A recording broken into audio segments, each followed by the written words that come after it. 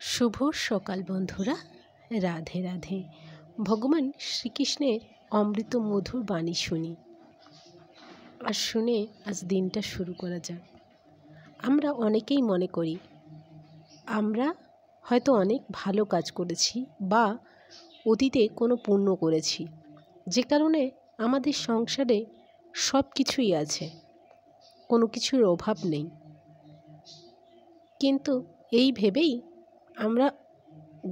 আমরা অতীতে কোনো পুণ্য করেছি এটা ভেবেই বর্তমানে আর কোনো ধ্যান জ্ঞান করতে হবে না, কারণ আমাদের জীবন অনেক সুখের।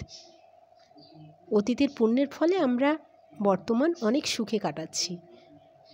কিন্তু এটা যদি ভুলে যাই যে আমাদের ভবিষ্যৎ সুখের হবে কি না, তার জন্য ভবিষ্যৎ সুখময় করে তোলার জন্য এখনও আমাদের যে কর্তব্যগুলো করা উচিত সেগুলো আমরা কখনোই করি না।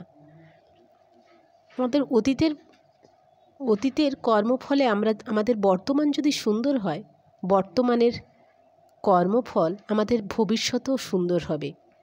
সেই কারণে আমরা বর্তমানে অবশ্যই সৎ সঙ্গের মাধ্যমে, সৎ চিন্তা ভাবনায়, সৎ কর্মের মাধ্যমে আমরা জীবন অতিবাহিত করলে তবে আমাদের অতীত বা ভবিষ্যৎ সুনিশ্চিত হবে, আমাদের ভবিষ্যৎ জীবন সুখময় হবে। তাই সময় থাকতে ভগবানের ধ্যান করুন। জীবনের বেশিটা অংশ অন্যের চিন্তায়, অন্যকে দেখে অন্যের মতো হয়ে ওঠা এই দৌড়ে না ছুটে নিজেকে নিজের কাছে শ্রেষ্ঠ করে তুলুন।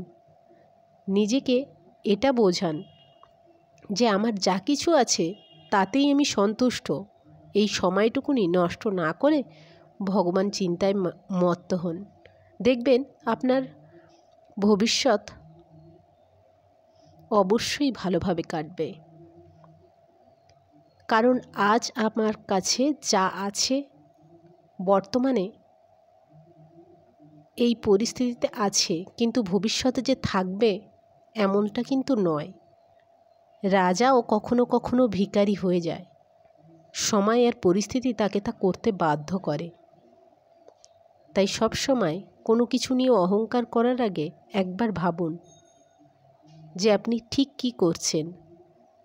আপনি কিন্তু কিছু নিয়ে যাবেন না বা কিছু অর্জন করে রেখে যেতেও পারবেন না বা ভোগ করতে পারবেন না। তাই যেটুকু আছে সেটুকু নিয়ে সন্তুষ্ট থাকুন। দেখবেন আপনার মন অনেক শান্ত থাকবে। আর আত্মতৃপ্তির মতন কোনো তৃপ্তি নেই যা মানুষকে সর্বসুখ দিতে পারে।